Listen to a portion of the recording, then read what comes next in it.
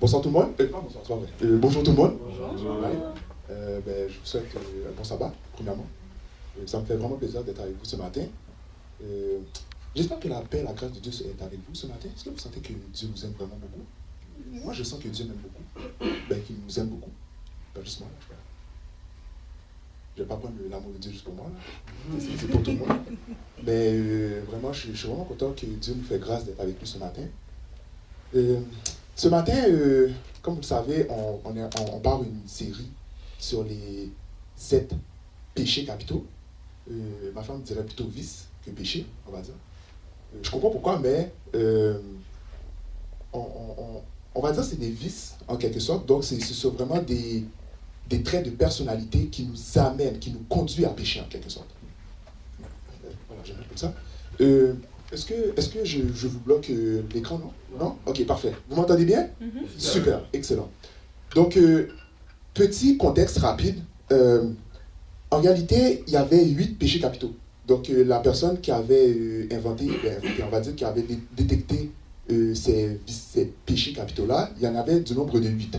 Puis, ils étaient séparés en 2. Donc, il y avait 4 péchés qui étaient liés au bien et il y avait 4 péchés qui étaient liés à la personne, à l'être. Donc, en gros, par exemple, l'avarice, je pense que c'est l'avarice, la gourmandise, la luxure, et c'est quoi l'autre? Je pense que c'est... je n'ai pas de mémoire. C'est pas la paresse, c'est...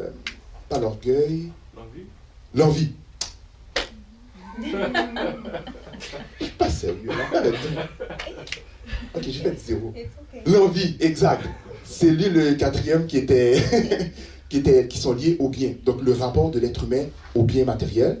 Et les 4 autres qui étaient l'orgueil, la paresse et la colère. Puis, il y en avait un 8e. Puis, j'ai trouvé ça drôle. C'était la tristesse. Donc, la mélancolie. C'était un des 8 péchés capitaux qui avait été élaboré à la base. J'ai oublié le nom du personnage.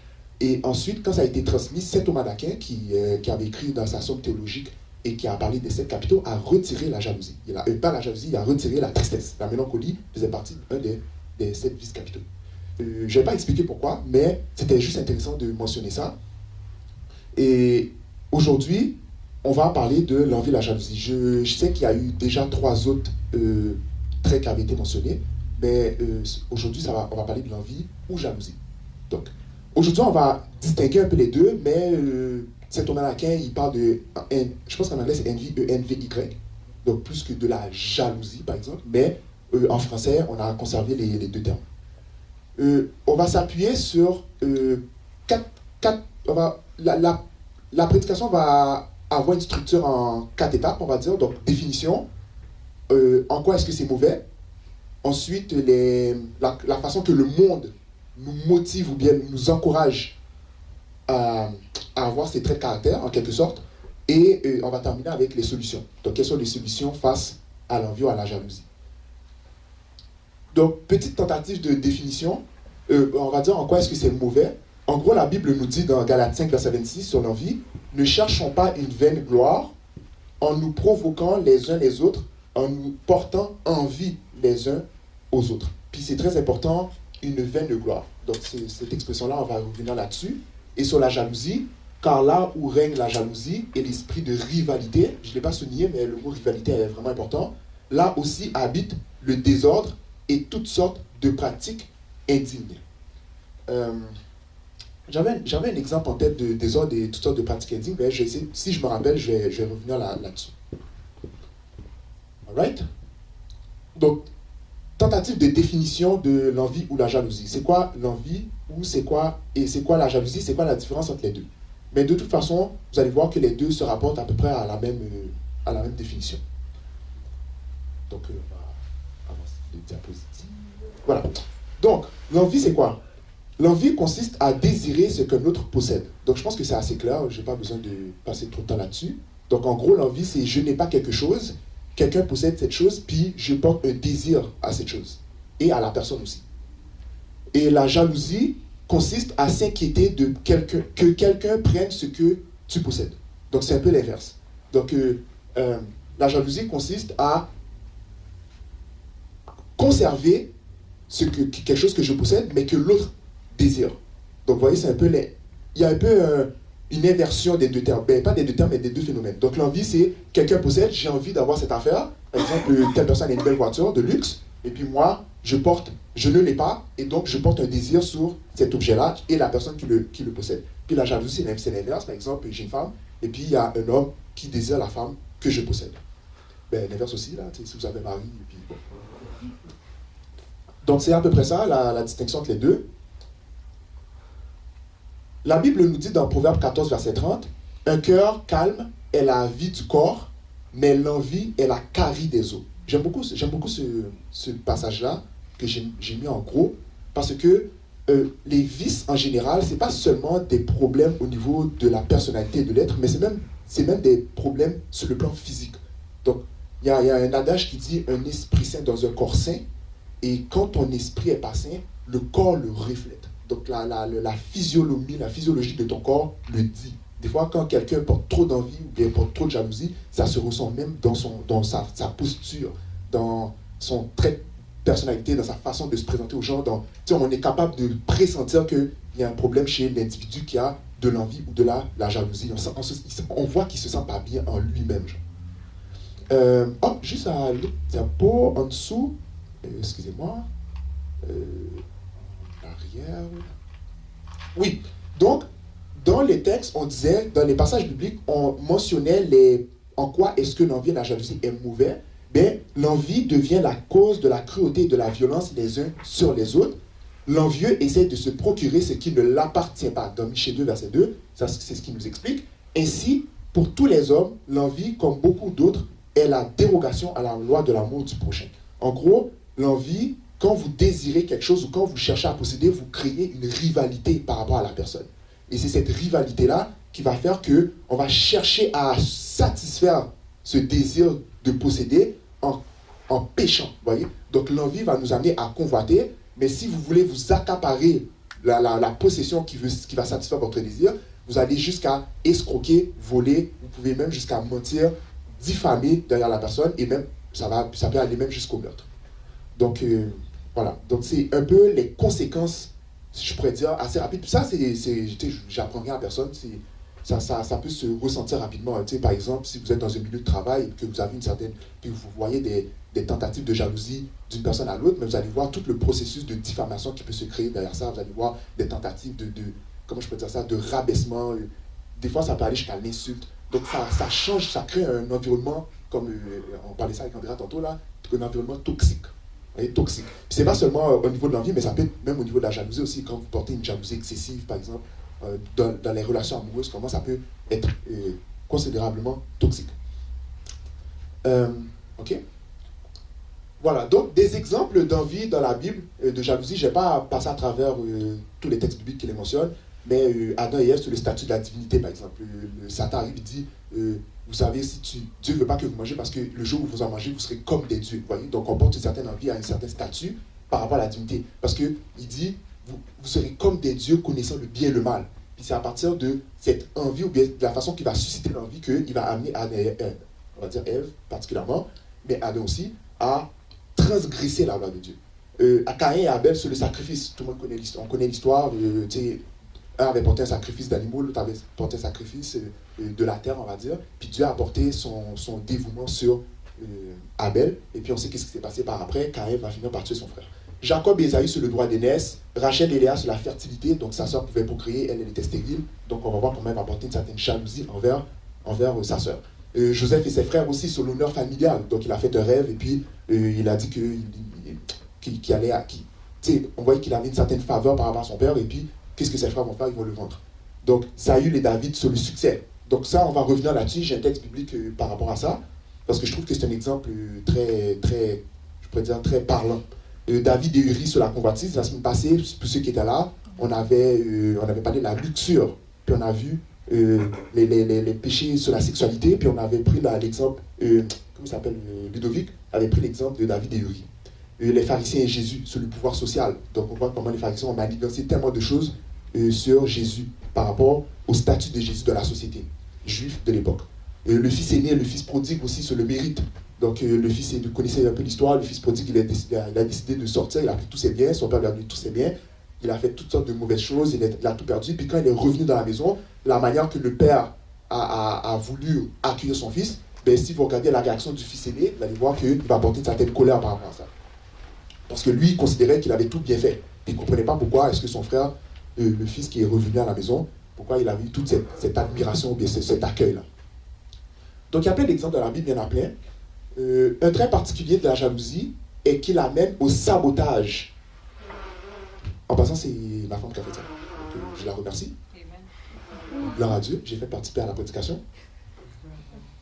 Bon, c'est parce que j'étais fatigué.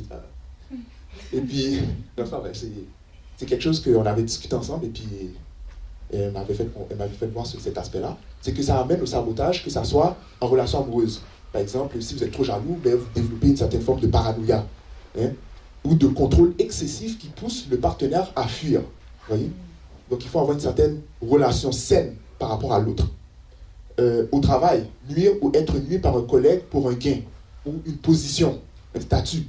Des fois, ce n'est pas seulement une question d'argent, mais ça peut être aussi une question de pouvoir. Ah, mais comment ça se fait que lui, il a eu ce bonus-là? Pourquoi lui, je ne sais pas pourquoi il a été promu telle chose, et puis on pense que c'est nous qui aurions dû l'avoir, et puis on envie, et puis qu'est-ce qui arrive? Ben, on va saboter toute la relation au travail. À l'église aussi, dans les églises, faire ou subir de la médisance pour des postes ou de l'influence. Vous voyez? Donc à l'école aussi. À l'école aussi, il peut y avoir beaucoup de sabotage par rapport à la jalousie. Par exemple, vous êtes une belle fille, et puis vous portez des beaux vêtements, et puis vous n'avez pas forcément les mêmes vêtements, ou bien la même opportunité, et puis vous portez une certaine envie ou une certaine jalousie par rapport à l'autre. Dans la famille, on l'a vu tantôt, les exemples de la Bible, beaucoup d'envie, de jalousie dans la famille. Dans les fausses amitiés, beaucoup de nos amis, on a de mauvais amis, et vous savez, la Bible dit que les mauvaises compagnies corrompent les bonnes mœurs. Donc si vous n'avez pas de bons amis, ben, des fois, ces amis-là peuvent saboter votre relation. Et puis, ce n'est pas seulement la relation, ça sabote votre vie en général. Bon, un exemple que j'aime beaucoup, c'est celui de David et Saül. La Bible nous dit que David allait et réussissait partout où l'envoyait Saül. Il fut mis par Saül à la tête des gens de guerre et il plaisait à tout le monde, même aux serviteurs de Saül. Vous voyez? Donc David, il avait le succès, puis il suscitait l'admiration. Il avait les compétences pour battre, je pense que c'était, comment ça s'appelle, j'ai oublié, Goliath, oui. Et le peuple des Philistins. Les femmes qui chantaient se répondaient les unes aux autres et disaient, Saül a frappé ses 1000 et David ses 10 000. Moi personnellement, là, si j'étais David, je serais content. Quand tu as toutes ces femmes-là qui disent, oh, il est magnifique là, écoute. Wow, j'ai dit, oh, c'est comme ça qu'il est David. Quel gros gars, gros gars. Saül fut très irrité. Très irrité. Il n'y a pas juste irrité, très irrité. Jaloux. Lui aussi, il avait aimé ça que ces femmes-là soient à ses pieds. Il fut très irrité et cela lui déplut. Et pourtant, c'est lui qui a envoyé David. Et il l'avait envoyé dans le but de défendre la patrie, de défendre le peuple israélite. Donc, David, il avait toutes les raisons d'être content de ce que David a fait. Il n'avait aucune raison d'être fâché. Donc, il a considéré, à un moment donné, là, il a fini par considérer sa personne au-dessus, non seulement de la patrie, mais de la volonté de Dieu. Puis c'est jusque-là que peut aller l'envie et la jalousie. On va voir que la jalousie, c'est quelque chose qui parle de l'égocentrisme. Il dit, on en donne 10 000 à David, et c'est à moi que l'on donne les 1000 seulement. Il ne lui manque plus que la royauté. Fait que tu vois, il va même jusqu'à paranoïer. Il va dire, mais comment ça se fait qu'il a reçu tout ça? Fait que là, en plus, non, c'est sûr qu'il va vouloir me voler même ma royauté. Là, il commence à s'imaginer plein d'affaires là. Et Saül considérera David d'un mauvais œil à partir de ce jour-là. Puis moi, j'aime beaucoup à partir de ce jour-là. Ça veut dire qu'à partir de maintenant, là, toute sa vie là va être de détruire David. C'est juste ça son plan. C'est même pas de défendre son peuple, c'est de détruire David. Puis c'est même pas juste, oh aujourd'hui, ok, il y a eu ça, très bien, bon d'accord, j'aurais voulu avoir ça, puis il dort, puis le lendemain, il passe à autre chose. Il reprend sa fonction. Non, lui, il dit à partir de ce jour-là, c'est-à-dire à partir de maintenant, là, il va se lever chaque matin, lundi, mardi, mercredi, jeudi, vendredi, puis ça va être ça, son plan, détruire David. Donc ça, c'est un exemple qu'on avait dans la Bible, comment est-ce que l'envie et la jalousie peuvent porter beaucoup de conséquences par rapport à nos relations, etc. Je pense que jusqu'à là, rien de nouveau pour vous, c'est assez évident. Maintenant, comment le monde nous pousse à l'envie et à la jalousie? Puis ça, je trouve que c'est quand même assez important. Aujourd'hui, on vit dans un monde que la plupart des sociologues diraient, nous vivons dans un monde ou dans une société de consommation. Je pense que c'est un mot que vous avez déjà tous entendu, le consumérisme ou société de consommation. Et l'envie. Ça veut dire quoi? Prenons un exemple très simple. Je vais prendre un exemple très simple. Cette semaine, j'ai trouvé ça quand même assez drôle. Vous savez, ils ont sorti le MetaQuest. Vous savez, cette espèce de lunettes de VR, là. Je ne sais pas si c'est réalité virtuelle. Ouais. Exactement, ils ont sorti ça. Ok, pourquoi pas? Mais soyons sérieux. Le fait qu'ils aient sorti ça, tu sais, avant, là, il n'y a personne qui, à 2-3 ans, se disait que cette affaire-là allait être important pour ma vie. Tu sais, moi, là, comme Paul le dit, si j'ai la nourriture, le vêtement, cela me suffit. Moi, là, dans le monde qu'on vit aujourd'hui, j'ai besoin d'argent, j'ai besoin de manger, j'ai besoin de boire. Tu sais, les besoins essentiels de la vie. En quoi est-ce que j'ai besoin? Moi, j'ai mon petit téléphone, je peux écouter mon Netflix, je peux écouter mon sport, je peux écouter mes affaires. Maintenant, en quoi est-ce que avoir des lunettes de réalité virtuelle est important par rapport à ma survie, par rapport aux besoins essentiels de la vie? Mais ce qui arrive, c'est que la société de consommation est structurée sur l'envie. Donc, on va générer de l'offre de produits, puis ces offres de produits vont susciter chez chacun d'entre nous une envie qui, au départ, n'était pas forcément essentielle. Et elle va motiver les désirs non naturels et non nécessaires, donc la gloire, l'honneur, le prestige, vous voyez, l'ostentatoire, ce qu'on appelle des objets ostentatoires, en pensant que l'harmonie sociale et la productivité résultent de la compétitivité interpersonnelle. En gros, ce que ça veut dire, c'est que ils vont sortir des... Vous allez voir d'ailleurs, ils font souvent ça. Quand ils sortent des nouveaux produits, ils ne vont pas les sortir en grande quantité pour que tout le monde puisse les avoir. Ils vont les sortir en édition limitée. Pourquoi? Pour susciter une certaine... Comment je peux dire ça? Une... Exclusivité. Oui, exactement, une exclusivité. Puis ça va faire tomber la valeur du produit à la hausse. Ce n'est pas que le produit vaut le prix. C'est juste que le fait qu'il y a une certaine compétition à l'intérieur des gens pour s'accaparer cet objet, ça va faire gonfler les prix. Puis quand ça fait gonfler les prix, mais c'est qui va se les accaparer? C'est les plus privilégiés de la société. Et donc, les plus privilégiés de la société vont s'accaparer, par exemple, ce MetaQuest. Puis là, ça va susciter l'admiration par rapport à tous les autres qui sont en bas de l'échelle. Donc, le petit garçon là, qui va acheter ça là, à Noël, là, lui, il va arriver le 4 janvier à l'école, puis il va dire hey, « j'ai acheté un MetaQuest, t'as vu ma réalité virtuelle ?» Moi, je ne sais pas comment tu peux vouloir ça. Le gars, il va marcher comme ça dans le gars, il marche comme tout croche à l'école. Puis c'est ça que tu as envie, toi? En tout cas, je ne sais pas. Mais lui, il va arriver à l'école, puis il va susciter l'admiration. Tous les petits bonhommes vont dire « Ah, t'as vu, mamie, il a acheté ça, est-ce que je peux en avoir un? » Mais pourquoi tu as besoin de ça? Tu sais, moi, là, si j'ai mon fils, là, puis il me dit « Oh, papi, j'ai acheté ça. » Je dis « Non, toi, je vais t'acheter du lait, puis des brocolis, puis c'est ça que tu dois manger. » Non, c'est pas ça que je vais manger. Je le MetaQuest. Ok, tu veux MetaQuest, que je vais t'acheter MetaQuest, puis c'est ça que tu vas manger. J'ai hâte de voir dans 3 semaines, là, si c'était si important que ça d'avoir ton MetaQuest. Moi, quand j'étais parent, là, oh, mes enfants sont mieux d'être prêts, même. Ils sont mieux d'être prêts. Donc, compétitivité interpersonnelle, le lieu de travail. Donc, société de consommation, c'est aussi la société qui va générer dans les lieux de travail des envies qui sont démesurées et institutionnelles, entreprise par exemple. Et donc, le monde consumériste associe faussement l'envie et le bonheur. C'est à ce point-là que je voulais arriver. C'est-à-dire que la société de consommation nous dit plus vous consommez, plus vous serez heureux. Eh bien, c'est faux. Je n'ai pas les statistiques avec moi parce que c'était trop long, mais on voit qu'aujourd'hui, dans la société d'aujourd'hui, les gens sont de moins en moins heureux. Ils sont de plus en plus anxieux, de plus en plus dépressifs, de plus en plus, etc. Pourquoi? Parce que l'envie, vous savez, c'est comme le tonneau des Danaïdes, c'est-à-dire qu'il y a comme un trou percé. Et donc, plus vous essayez de remplir votre bonheur de satisfaction en essayant de satisfaire des désirs qui sont en permanence et éphémères, plus vous êtes malheureux parce que vous n'arrivez jamais à combler la somme des envies que vous avez. Le meilleur exemple, c'est, vous savez, Apple. Steve Jobs disait, moi j'invente des téléphones, mais je ne vais jamais les donner à mes enfants.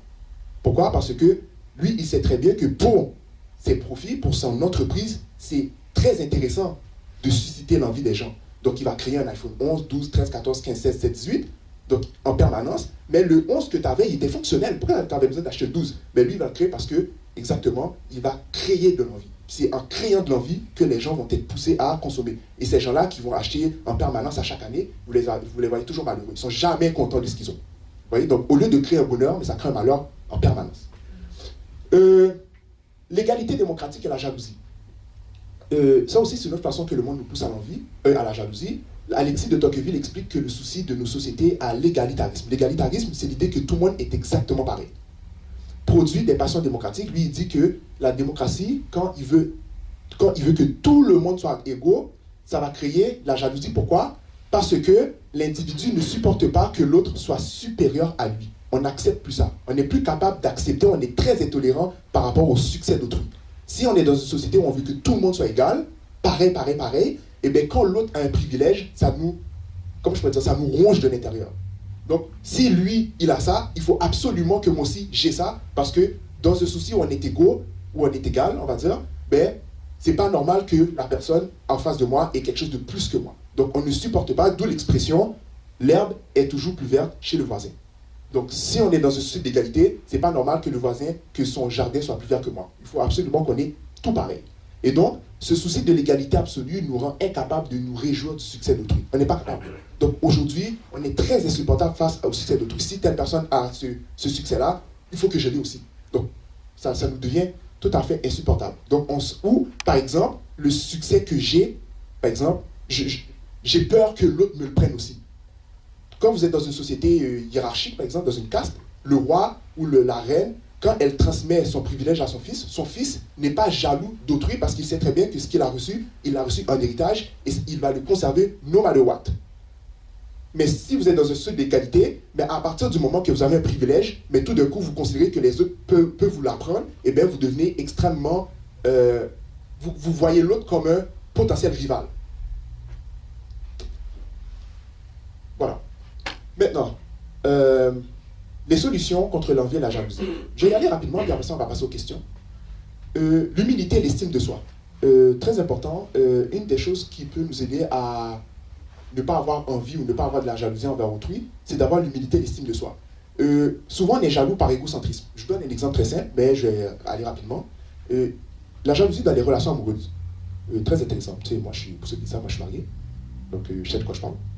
Non, c'est pas vrai, c'est pas vrai. Tout le monde sait de quoi qu'est-ce que ça veut dire. Non, je ne suis pas jaloux, en passant. Donc, je le dis devant toute l'humanité si on est sur YouTube, là. Pas que les gens fassent comme, tu vois, je suis sûr qu'il est jaloux. Non, je ne suis pas jaloux. Mais ce que je veux dire, c'est que très souvent, la jalousie peut se développer par égocentrisme. C'est-à-dire que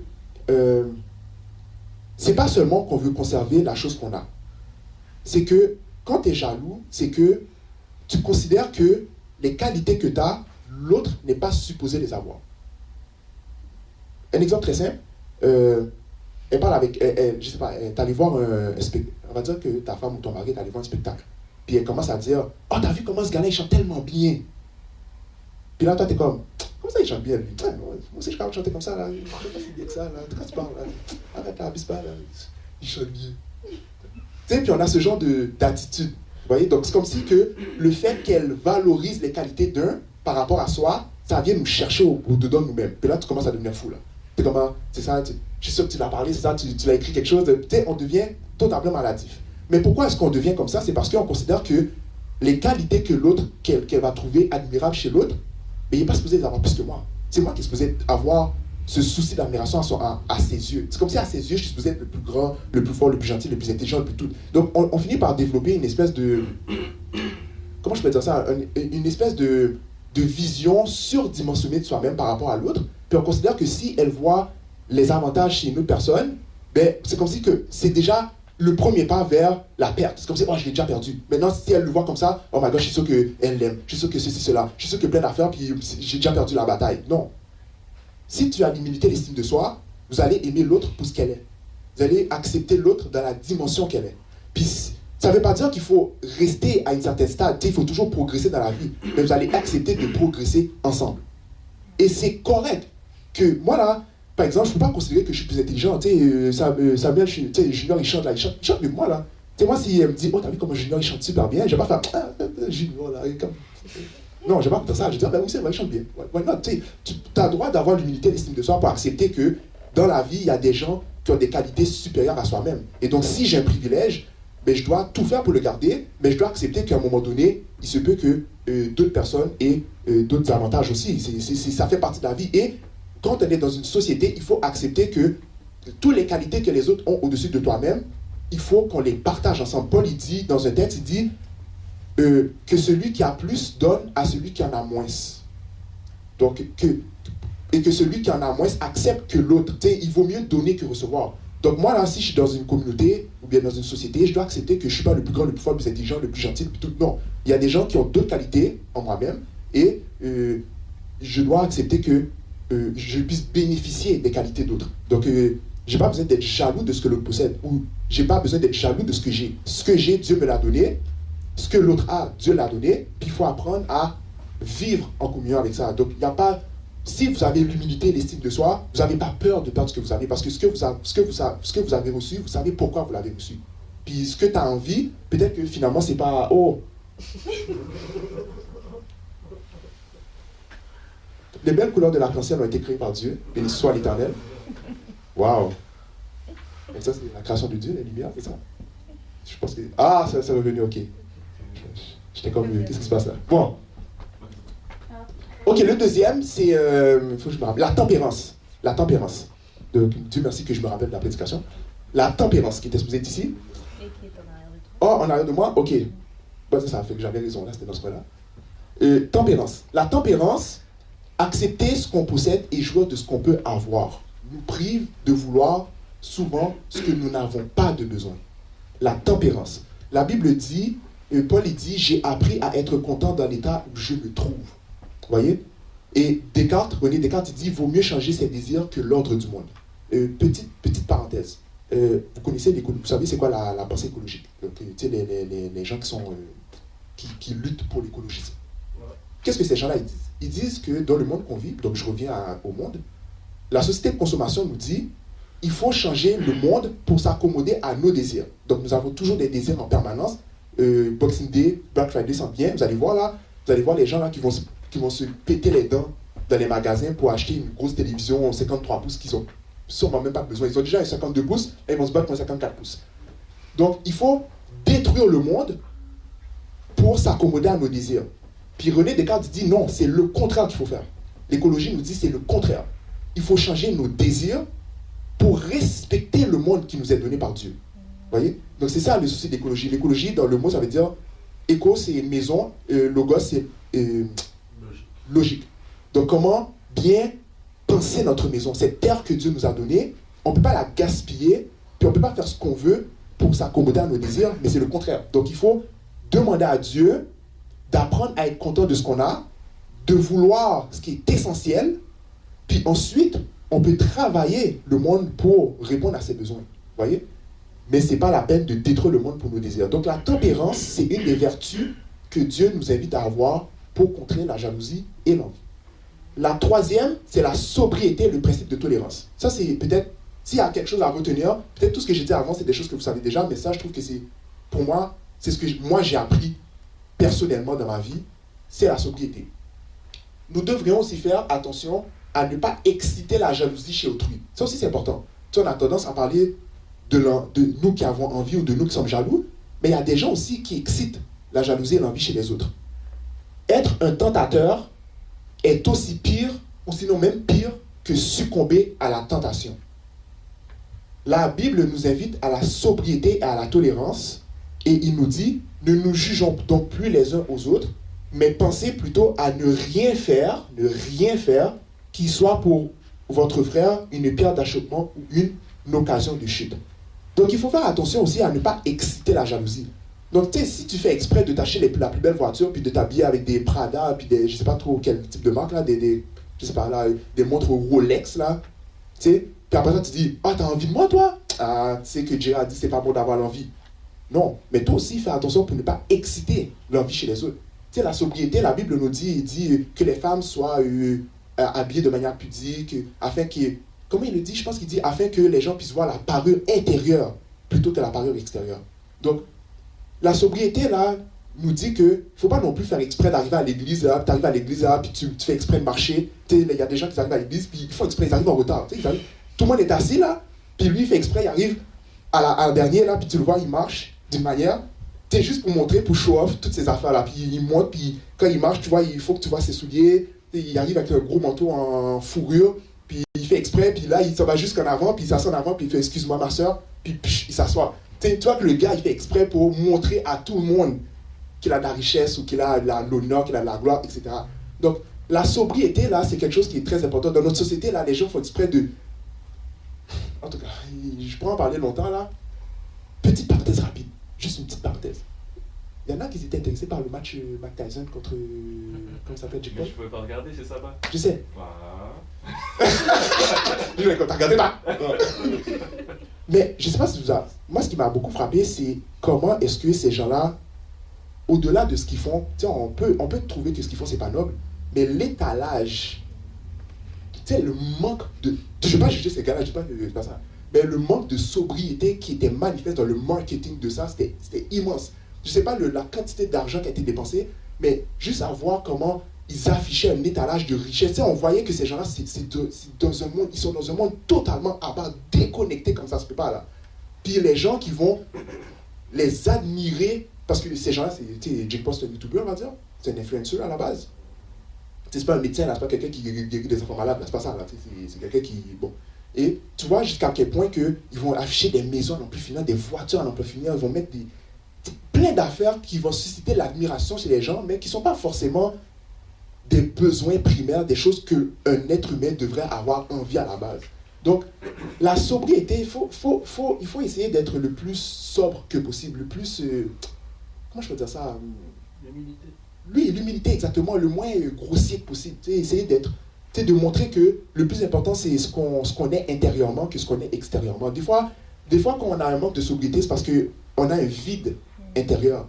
On veut compenser un vide par une espèce d'abondance d'extérieur, mais il faut plutôt avoir cette richesse intérieure que la Bible dit, ne recherchez pas, recherchez la justice et les choses qui sont en haut.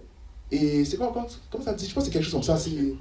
Oui, recherchez premièrement le royaume de Dieu, c'est sa justice, et les autres choses viendront par-dessus. Et après ça, il dira, ne recherchez pas les objets où la teigne et le voleur dérobe. Vous voyez? Donc, l'idée qu'il faut rechercher les bonnes choses. Quatrièmement, la prière et la sagesse. Demander à Dieu d'être notre modèle et nous protéger contre les mauvaises envies, d'avoir les yeux fixés sur les choses éternelles et de nous détourner des choses éphémères en nous accordant la sagesse.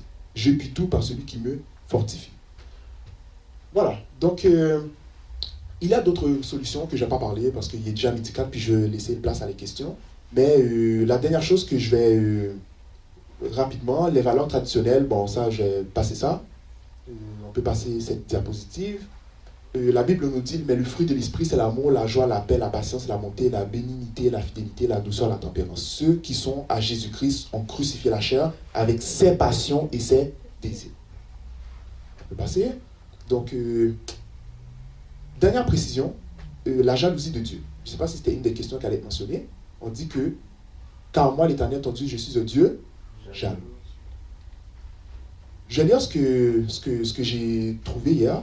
On nous dit que dans le texte hébreu, la jalousie de Dieu se traduit par kana en hébreu, c'est-à-dire, à la différence de kana avec un N, ici il y a kana avec deux N, soit un adjectif propre à Dieu seul. Donc la jalousie de Dieu, on ne peut pas comparer cette jalousie avec la jalousie humaine.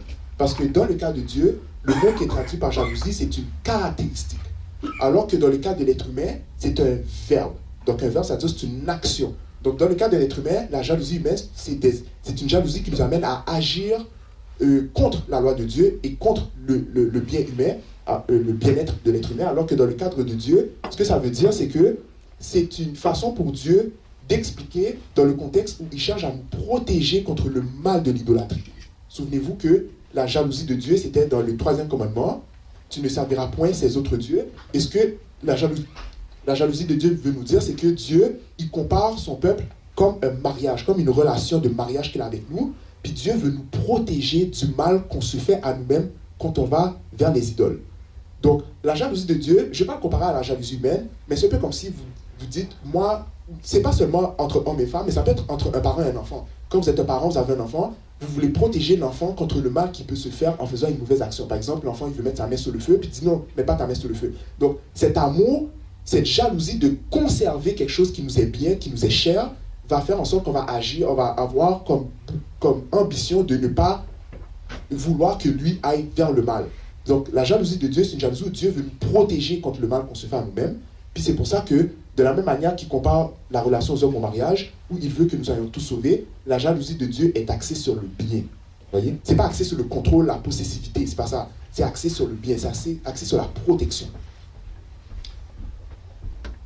Bon, ça, je passe par-dessus ça. Pour moi, le modèle à suivre, c'est Jean-Baptiste. Jean le Baptiste, moi, personnellement, je trouve que c'est un personnage qu'on parle très très peu, malheureusement, parce qu'il est un peu dans l'ombre de Jésus. Mais moi, je trouve que ce personnage-là, c'est un personnage qui est formidable. Moi, Jean-Baptiste, là, Jean le Baptiste, wow, quel homme. Des militaires demandent à Jean le Baptiste, et nous, qu'est-ce que nous devons faire? Il leur dit, ne prenez d'argent à personne, ni par la force, ni par le mensonge. Donc tout ce qu'on a dit sous l'envie, ça s'applique. Lui, il dit là, si contentez-vous de votre salaire. Si tu as envie, qu'est-ce que tu vas faire? Tu vas être en rivalité, tu vas mentir, tu vas faire tout ce qui n'est pas bon. Le peuple attend ce qui va arriver et tous se demandent en eux-mêmes, Jean peut être le Messie. Donc on a vu par rapport au bien, si vous avez l'envie, contente-toi de ce que tu as besoin. Puis ici, c'est pas seulement par rapport à l'envie, mais c'est par rapport à la jalousie. Ça, c'est vraiment intéressant. Jean peut être le Messie. Alors, Jean leur répond à tous, moi, je vous baptise avec de l'eau, mais il vient celui qui est plus puissant que moi. Vous voyez comment Jean le Baptiste accepte sa condition, il accepte sa stature. Il a dit, c'est pas moi le Messie. Il aurait pu faire, oui, c'est moi le Messie. Oh, c'est moi le plus grand, c'est moi qui baptise. Oh, c'est moi qui sauve tout le monde. Il aurait pu s'accaparer le statut de dignité de Jésus. Mais il n'a pas fait ça. Il a eu l'humilité et l'estime de rester à sa place. Puis de dire, c'est pas moi qui va vous sauver. Il y a un autre homme qui est plus grand que moi. Moi, je reste dans ma place, dans mon rôle. Puis je vais m'abstenir. Puis moi, je suis là pour préparer le chemin. Donc ça, c'est quelqu'un qui est vraiment humble, qui n'est pas jaloux, qui n'a pas d'envie. Lui, il se contente de ce qu'il a et il se contente de ce qu'il est. Je ne suis pas digne de lui enlever ses sandales. Lui, il vous baptisera avec le feu de l'Esprit Saint. Donc, je vais vous laisser là. J'ai terminé là-dessus. Il y a d'autres choses, mais j'ai terminé là-dessus. Mais c'est pour nous dire que l'envie et la jalousie va créer des rivalités. Elle n'accepte pas sa condition, elle n'accepte pas d'avoir ce qu'il a. Il veut toujours plus au niveau des biens, il veut toujours plus au niveau de sa stature. Et Jean le Baptiste, Jésus aussi est un modèle, mais j'aime beaucoup celui de Jean, parce que dans ce texte-là, il résume très bien comment contrer l'envie, c'est-à-dire contentez-nous de ce qu'on a, contentons-nous de ce qu'on est aussi. Voyez? Et donc, c'est là-dessus que j'ai terminé. Est-ce qu'il y a des questions? Je voulais juste rebondir avec le point de Jean-Baptiste, parce que c'était intéressant, parce que dans la leçon de la semaine dernière, justement, il était question aussi de l'humilité qu'il avait fait preuve, Jean-Baptiste, parce qu'il était conscient aussi de son comment dire ça, il était conscient, non mais pas de son état, mais de son travail à faire. C'était important. Sa mission. Sa mission. Il était conscient de sa mission, et justement, il y avait dans Jean 3, versets 25 à 36, de la leçon de la semaine dernière, ça parlait, il avait des disciples, il avait des gens qui le suivaient et qui croyaient en sa parole, en Jean-Baptiste, mais pas forcément en son travail. Ils croyaient en sa parole, mais pas forcément en son travail. C'est pour ça qu'il y a une dispute qui s'est levée à un moment, et là, c'est même Jean-Baptiste qui a dit, écoutez, moi je suis l'ami de l'époux, je ne suis pas l'époux. C'est ça. Et ça, c'est intéressant de voir à quel point il avait cette humilité de faire, je ne suis pas là pour mettre les œuvres devant moi et prouver quelque chose, je suis là juste pour en fait paver le chemin pour Jésus. Exact. Et quand on est là, on a cette humilité en fait, même si on a des œuvres qui peuvent être démonstratives, mais qu'on ne se justifie pas par les œuvres. C'est ça. Ça nous permet de mettre de côté cette envie, cette jalousie, cette humilité ou tout autre vice. Exact. Puis c'est bon ce que tu as dit, j'aime ce que tu as dit, il a dit qu'il est l'ami d'époux, mais il n'est pas l'époux. Ouais. J'avais une slide que je n'ai pas présentée, mais rapidement je vais te dire, c'est que Satan, une des questions qui nous avait été posée dans le groupe, c'était quelle est la différence entre l'envie et l'ambition. Et l'envie, c'est quelque chose que je veux prendre de quelqu'un qui l'a déjà. Par exemple, toi, tu as une voiture, je veux exactement cette voiture, fait que je crée une rivalité entre toi. L'ambition, c'est je veux pas ce que tu as en toi, mais je veux la même chose que toi. Ça veut dire que l'ambition, merci beaucoup. Donc l'ambition consiste à désirer ce que l'autre possède déjà et qui nous amène à nous inspirer. Donc, exact, à nous inspirer pour la possession de l'objet dont les moyens c'est le travail. Donc par exemple, par exemple, toi Axel, t'es directeur, t'es directeur d'une entreprise, puis je me dis, moi je vais être Axel, moi. Pourquoi lui est comme ça? Mais sauf que je peux dire, par exemple, toi t'es directeur d'une entreprise, moi j'aimerais ça aspirer à cette fonction une journée, puis je vais m'inspirer de toi, de ton modèle pour travailler, pour étudier, pour essayer de m'améliorer pour arriver à cette position. Puis, ça, c'était le péché de Satan. Tu sais, tu as dit l'ami, l'époux, mais pas l'époux. Mais Satan, je pense que dans l'autre slide, j'ai un texte qui dit que dans Ézéchiel 28, Satan, il dit pas « je veux être comme Dieu », il dit « je veux être Dieu ». Puis c'est comme ça que son cœur s'est détourné ici. Voilà, dans Ézéchiel 28, verset 2, « Fils de l'homme, dit au prince de Tyr, ainsi par le Seigneur l'Éternel, ton cœur s'est élevé. » Donc, vous voyez, le cœur s'est élevé, jalousie, envie. Tu as dit « je suis Dieu ». Il n'a pas dit « je vais être comme Dieu ». Parce que la Bible nous dit « soyez parfaits comme votre Père Céleste est parfait ». La Bible n'a pas dit d'être le Père Céleste. Il a dit d'être parfait comme le Père Céleste. Donc, on peut envier, pas envier, mais on peut vouloir la perfection. On doit aspirer à la perfection de Dieu, mais il ne faut pas vouloir être Dieu. Donc, c'est exactement Jean-Baptiste. Il a dit, je suis l'ami de l'époux, mais il n'est pas l'époux. Donc, lui, en plus, maintenant que je m'en souviens, et ce qui est intéressant, c'est qu'il a dit, je suis content que l'époux se marie. Exact. Donc, lui, il trouve aussi son... Ce qui est bien, c'est que quand tu te défais, en fait, de l'envie, de la jalousie, tu peux être content pour les autres. Exact. Donc, lui, il était content que le message que lui, il avait pavé, le baptême qu'il réalisait, ben, en fait, donnait ce résultat que Jésus pouvait venir sur terre et presser son message, en fait. Exact. Parce que la finalité, c'est pas d'être glorifié. La finalité, c'est d'avoir un message. C'est ça. Et d'avoir aussi ce message qui est arrivé jusqu'à travers nous aujourd'hui. Donc, tu vois, il était content plutôt pour le futur qui était... Exactement. C'est ça. Des fois, quand tu as envie, des fois, tu veux quelque chose que tu sais même... Tu sais que tu n'as pas les compétences pour ça. Des fois, tu te dis, moi, je vais être ça, puis tu es ça, puis tu détruis tout le monde. Mais des fois, il faut être content de dire, moi, je suis content que ça soit lui qui soit là, parce que lui, il va faire un bon travail. Puis moi, je vais pouvoir en bénéficier. Donc, c'est accepter ça aussi. Être content du succès d'autrui, passe pour autrui et pour soi-même. Je sais qu'il y a deux autres questions. Oui, Junior? Rapidement, en fait, je suis content qu'il ait mentionné son truc, parce que j'avais un verset qui m'avait marqué, Ecclésiaste 4, verset 4, qui dit « J'ai vu que tout le travail et toute habilité dans le travail n'est que la jalousie de l'homme à l'égard de son prochain. C'est encore là une vanité, etc. etc. » Moi, ça m'avait marqué parce que je me suis rendu compte que beaucoup de ce que j'essaie d'atteindre, c'est parce que j'ai vu Axel est meilleur que moi à la batterie, puis là, je suis comme, bon, il faut que je fasse quelque chose, tu vois. Et là, je suis content que tu aies mentionné qu'il y a une différence entre l'ambition et la jalousie.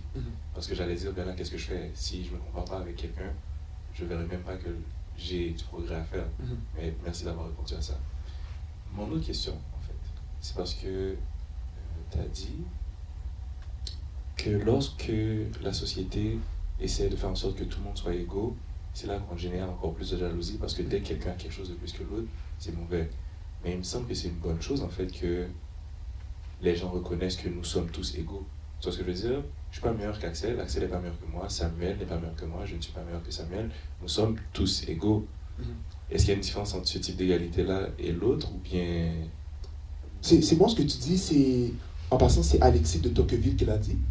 Donc, si jamais vous avez des problèmes avec cette théorie, allez voir lui. D'ailleurs, même j'aurais dit ça au début, j'aurais dit, vous savez, tout ce que je dis, c'est la parole de Dieu. Donc, si vous avez des questions, vous demandez à Jésus. Jésus, j'ai une question. Enfin, Jésus, il dit rien là. D'ailleurs, Jésus a dit, demandez, vous recevrez. Donc, vous demandez des questions à Jésus, vous allez recevoir la réponse. Puis moi, j'ai envie de dire amen, puis je m'en vais.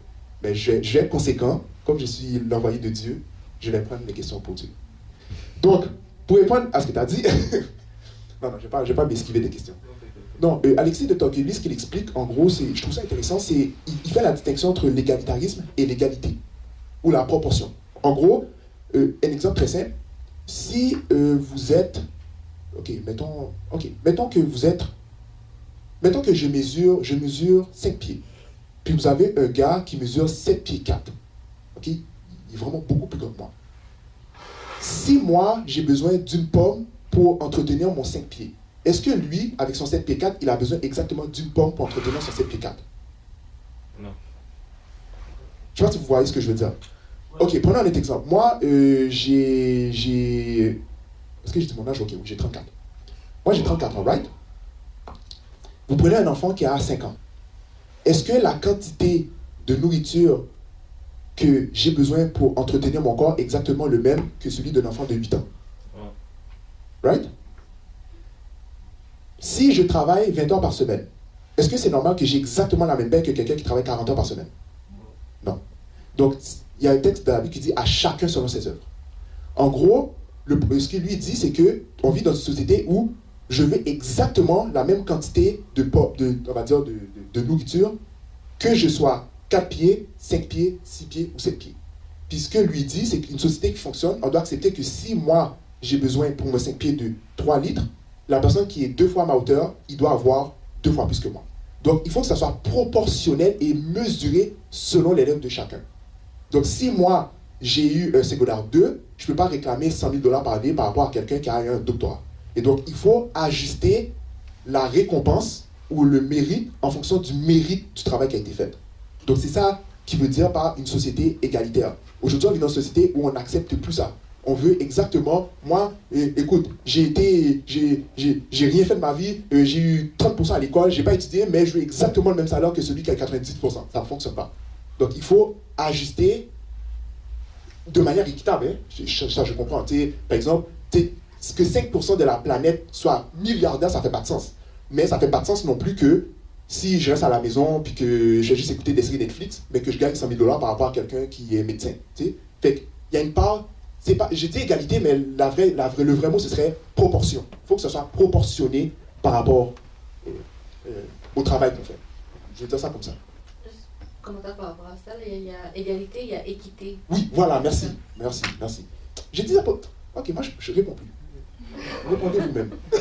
C'était juste un commentaire aussi par rapport à ta prêche. C'était vraiment bon. Et puis,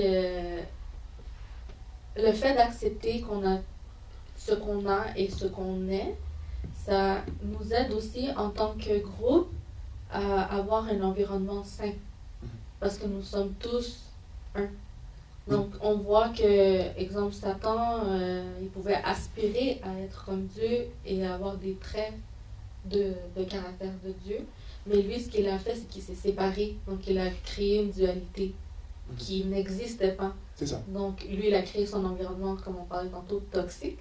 C'est ça. Parce qu'il s'est dévié, justement, du groupe qui faisait un. Tout le monde avait sa place, tout le monde avait ses traits de caractère, tout le monde avait sa personnalité, ses forces, ses talents et leurs faiblesses. Mais tout, ils formaient qu'un. C'est ça. Exactement. Puis, dans la Bible, dans 1 Corinthiens chapitre 13 ou dans le chapitre 12, Paul il compare l'Église à un système, au corps humain, puis il dit que l'œil ne peut pas faire ce que le pied fait, le pied ne fait pas ce que la main fait, la main ne fait pas ce que le cœur fait. Et donc, chaque membre travaille, comme tu dis, en unité pour faire fonctionner le corps, mais chaque membre du corps a sa fonction spécifique et a son prestige spécifique. Donc, moi, je ne vois pas le travail de l'intestin, mais je vais plutôt voir le travail des yeux, je vais voir le travail de la bouche, parce que c'est des membres qui sont visibles, mais à l'intérieur de notre corps, il y a des membres qui sont tout aussi importants, puis qui ont un rôle spécifique, et l'œil et le pied ne peuvent pas dire, mais pourquoi l'œil il fait ça, moi je veux être l'œil. Non, tu ne peux pas être l'œil, tu es le pied, tu restes pied, puis la main reste main. Mais tout ensemble, comme la Bible dit, est coordonné pour l'édification du corps. Et donc, l'humilité, c'est, moi je suis le pied, j'accepte le pied, j'accepte que c'est moi qui... Et d'ailleurs, ce qui est très intéressant, c'est que quand on envie quelque chose qui est démesuré, on oublie l'importance de ce qu'on fait déjà. Tu sais, par exemple, à l'église, si toi, ta fonction, c'est de prier, de visiter les malades, mais que tu dis, non, moi, je veux être celui qui fait des grandes prédications, ben là, tu vas plus faire ta job, là, tu vas vouloir prendre le micro puis parler devant tout le monde, mais l'église a besoin des gens qui prient pour les malades. Puis, si le pied n'existe pas, ben, le corps ne pourrait pas se transporter, même que le cœur, les organes, puis que les yeux regardent. Mais si le pied ne fonctionne pas, puis si tu es handicapé du pied, on voit très bien, ça change toute la discipline du corps. Donc, chaque pièce d'un ensemble est importante. Puis, comme tu as dit, il faut de l'équité. Il faut rendre justice à chacun selon ses œuvres. Il faut accepter ça. C'est comme ça que la Bible nous voit un peu les choses. Comme ça, on n'excite pas les jalousies, les colères, les orgueils, comment on dit ça, les disputes. Est-ce qu'il y avait d'autres questions? J'ai une dernière. Oui. Vas-y. Oui. Tu as comment répondu à ce que j'ai dit? Ah, c'est bien. Et pour les personnes qui sont supposément victimes de jalousie et d'envie, puis elles sont conscientes de cela, comme quelle devrait être leur posture, comme quelle est la solution en fait à ça? Bon, c'est une très bonne question. J'ai pas pensé aux victimes. Non. C'est correct s'il n'y a pas de réponse pour l'instant. C'est une bonne question. Oui? Désolé. Oh, vous pouvez répondre aussi à sa question si vous voulez, m'aider. Non, du tout. Moi, j'allais te laisser réfléchir en te posant une autre question. Après le repas. Ou peut-être pendant la collation. Si Donc les gens sur YouTube, vous n'aurez pas la réponse. Question comme ça. Par rapport aux gens qui... Parce que l'une des plus grandes solutions à l'envie, à la jalousie, c'est d'être à l'aise avec qui je suis, ce que j'ai, avec ma situation, etc. Mais qu'est-ce qui se passe quand vraiment j'ai une situation qui est vraiment terrible, qui est mauvaise, là, où je souffre et qu'il y a des gens autour de moi qui vont beaucoup, beaucoup mieux que moi? Est-ce que tu as des conseils pour quelqu'un qui... Comment je fais pour accepter ma situation quand je suis en train de souffrir? Que je suis pauvre, j'ai pas de santé ou bien, you know. Les invalides, les gens malades, exact. Les gens qui sont... Oui, c'est vrai. J'ai un problème. Moi, ça me fait penser à c'est une personne insécure à cause de justement tous les aspects qui vont pas bien. Mais je pense que ça serait vraiment la sécurité de savoir que malgré tout, tu as une valeur. Et que à l'intérieur, même si la valeur elle n'est pas comme normale selon la société, mais ta valeur elle est quand même là. Et garder espoir justement que peut-être tu le vois pas là tout de suite là, mais c'est quand même une valeur que Dieu est en train de travailler et qu'un jour tu vas voir les fruits. Oui, c'est vrai. De ça. Je pense qu'Axel voulait dire quelque chose. Oui. Justement, après, je trouvais ça intéressant de parler des personnes qui sont victimes parce que les personnes aussi qui sont victimes, par défaut, des fois, ressentent aussi cette envie et cette jalousie. Parce que pourquoi moi, j'ai dû subir ça et que toi, tu as pu avoir une enfance qui est bien, par exemple. Les gens qui ont grandi dans des familles monoparentales, qui ont un père ou une mère absente, qui se retrouvent devant des situations où il y a d'autres personnes qui ont eu 2 parents. Et tu vois, c'est quand même un mal qu'ils ressentent vraiment à l'intérieur parce qu'ils ne l'ont pas eu et ils se disent pourquoi moi je suis né dans une famille comme ça, qui a eu des problèmes, et pourquoi moi je ne suis pas pu naître dans une autre famille, tu sais. Moi, en fait, c'est... En parlant de tout ça, là, c'est facile de voir l'envie, la jalousie avec des biens matériels, mais pour des conditions fondamentales comme ça, quelle réponse qu'on peut apporter à ces gens-là aussi? Quelle est la réponse pour leur dire, yo, t'as pas à être envieux ou jaloux, tu sais? Mais en fait, c'est vraiment un mal profond, tu vois. Quelle réponse qui serait adéquate? Ouais, je comprends. C'est une question. Ok, dernière intervention, et puis ensuite... Non, dernière. Ok, tu voulais faire une petite intervention, après ça, André, puis après ça, j'ai prié, puis ensuite on passera de l'autre côté. La mienne est très légère, c'est... Souvent, nos souffrances finissent par être une richesse qu'on finit par pouvoir partager avec d'autres personnes. Exact.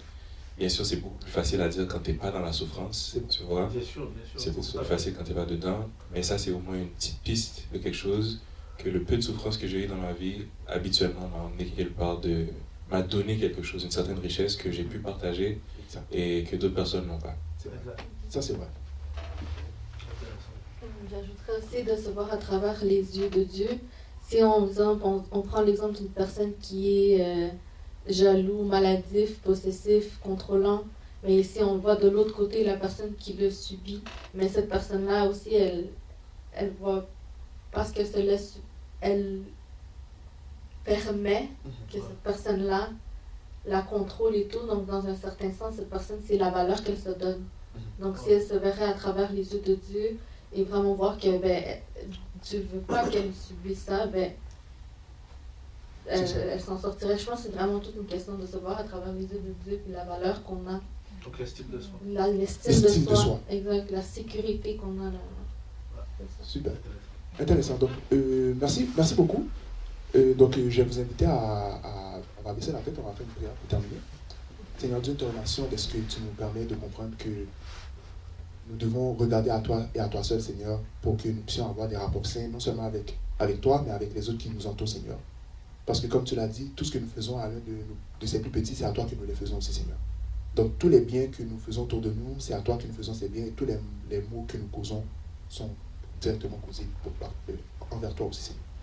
Alors, je te demande, Seigneur, que nous puissions toujours mieux comprendre ta parole, Seigneur, et mettre en application les sagesses que tu nous accordes. Merci pour toutes les interventions que tu nous as permis d'avoir aussi, et de pouvoir partager nos connaissances les uns avec les autres. Que le reste du sabbat puisse se passer bien pour chacun d'entre nous, et tous ceux qui sont dans les autres églises aussi, les adventistes à travers la terre entière aussi, Seigneur, que tu puisses porter une main particulière sur chacun d'entre nous. Je te prie au nom de Jésus. Amen. Amen.